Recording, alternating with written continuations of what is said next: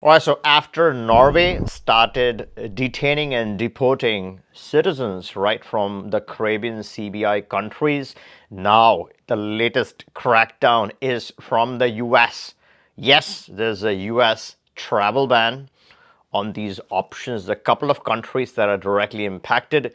Other programs are being looked at. Investors are pretty nervous. The big question is, would anyone want to be associated with these options anymore? I'm going to discuss two options that are critical, right? So these are alternatives, great citizenships that cover you globally. You get all of Latin America, so the entire Mercosur region, and you also get all of EU, right? So you have 28 countries, the beautiful EU Western countries that you get access to. I'm going to discuss two citizenships that can be acquired fairly quickly. No, Uruguay They from scratch is permanent residency. We apply for permanent residency. There is no a minimum time to be in Uruguay. Yes, once you have the residency, come once every 3 years at least, uh, and that's it. You can apply for citizenship, and the process takes around 6 months to 1 year to get the passport. But you need to Really? live. Yes, but you Wow. So that's how fast it is. 6 months to yes, actually.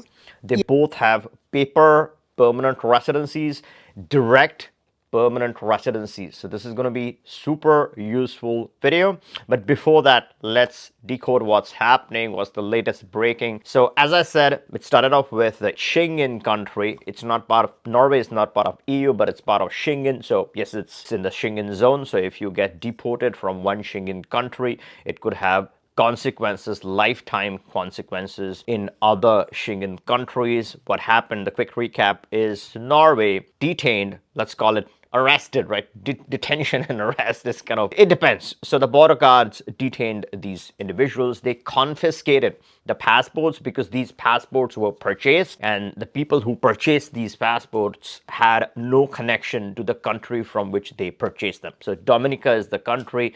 Dominica directly sold these passports to these people. Dominica and these people think that these passports are legal. They were purchased correctly as per the law, but Norway thinks because there's no connection, this could be invalid, illegal. I don't know if they think it's a crime. We don't know because they got detained.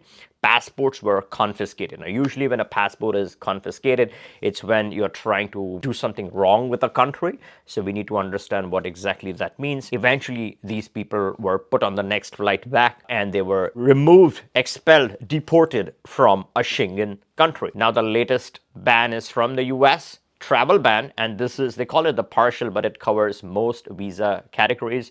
So yes, it does not include the green card holders of the US or people with certain type of visas which were printed before. So those will continue to be valid, but any new visas would be blocked. So no visitor visa, no other visas, is a complete travel ban across a couple of nations, and that is Antigua and Barbuda. That's the first CBI. The second one, of course, is the common one, Dominica. They have started off with these two. It's in effect starting 1st of January, and then they're closely monitoring other programs. We don't know yet if they're going to follow the same route, but if you are subscribed to this channel, I promise you any changes to any of the programs or launch of any exciting new programs, you would be the first one to be notified. This is one of the leading channels for breaking news and on time, so please check your subscription, and if you aren't yet subscribed, it does not cost anything. Turn it on. All right, now let's discuss some positive news, right? So the negative news out of the way. Before I get to the positive news and those two options, which are very important, a lot of people have started on these. A lot of our clients are directly working on these options for the future, for their future and the future of their family. One quick note, should you buy a Caribbean passport at this time? Well, we do support Caribbean options. I still feel the Grenada citizenship is far better as compared to the other Caribbean citizenships. If you're not going to use this in the EU, then yes, the Caribbean passport is a good deal. Forget about the visa free. You don't want to be subject to the arrests. And the reason why I'm saying this is because very shortly there's going to be an ETA type system in the EU So they are going to ask you for that information ahead of time. Norway set an example. Once the ETA is in place, obviously country where you're going is going to know your status, that you have purchased a passport from another country, and we don't know how that really progresses. Are they going to arrest people? Are they going to deport people just like Norway? Only time will tell. My recommendation for now is, until there's more news, I would not feel comfortable using any of these type of purchased passports for any Schengen travel. It's okay if you're traveling to Latin America, those countries still accept this as a valid travel document. So that's my stance on it. If you want to really get a CBI, I think a far safer option is a program like Vanuatu, because you're not talking about the Schengen access anyways. Vanuatu has the Latin access. The reputation of Vanuatu as of today, I think, is far better than the reputation of the 5 Caribbean passports, because they catch the spotlight. Everyone knows about the Caribbean programs being targeted, and you know how it goes, right? They have the Schengen access. They're going to be heavily scrutinized, heavily targeted. Vanuatu, Nauru, and some of the other programs don't face that kind of spotlight. So a smart option, a lot of smart people would look at a program like Vanuatu, because it's a pure investment. It gives you money back, right? 50K is return back, and the actual price of the passport turns out to be the cheapest if you have more members in your family. Now let's come back to the two options that I wanted to discuss. The first one gets you a lifelong Mercosur access, and that is the nation of Uruguay. The passport is the best, the country is the best, the country is the safest, it's the best nation for a good life. So if you are seeking a good life for yourself or your family, you can't get any better than Uruguay. What is the deal? The deal is a direct permanent residency, and you, yes, you watching, you qualify for Uruguay because they ask for a monthly income of 1200 USD. Someone in your family, of course, earns 1200 USD per month. This could be from a salary. So if you're doing a job, you're doing a business, you're earning passive income, does not matter. 1200 bucks and you qualify for Uruguay. How much time does this take? 3 days of your time in Montevideo, and we process this express. Our team specializes in Uruguay, and our head of legal is a born and brought up Uruguayan, and she works with that immigration office. It's been 11 years, and we have had 100% track record. Just 3 days, and you're through. You get your PR. What is the advantage? Paper residency. So that's the big advantage. After 3 years, if you have a family, you can apply for nationality. Of course, nationality would require more connections to the country. You can't simply turn up once every 3 years to apply and then come for the citizenship.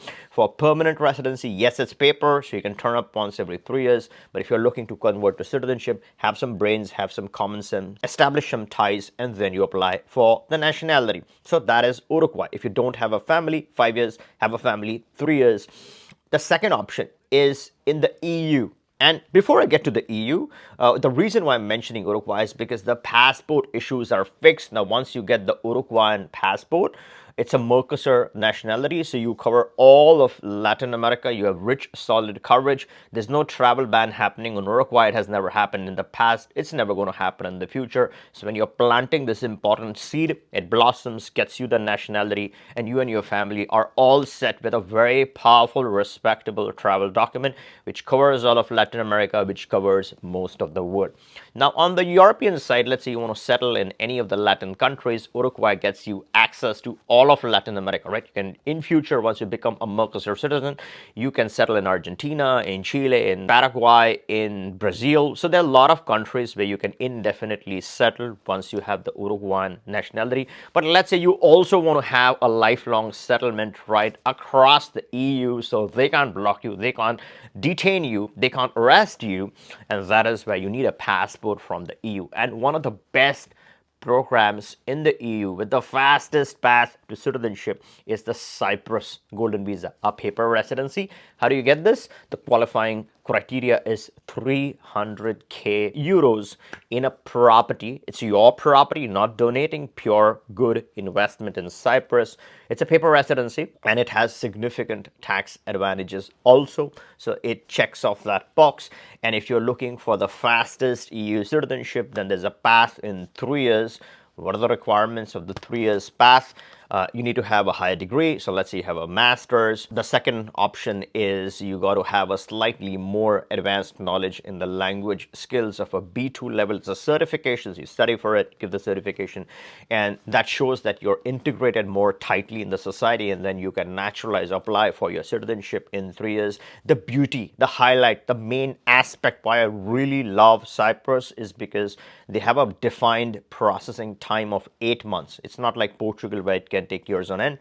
This has 8 months of processing time. So once you apply, you got to hear from them in 8 months. That's the processing time, right? So that's the good part. 3 years and then 8 months, and this is the fastest path. If you don't have the B2 level, let's say you have slightly lesser, then you can apply in 4 years. There's a 4-year track.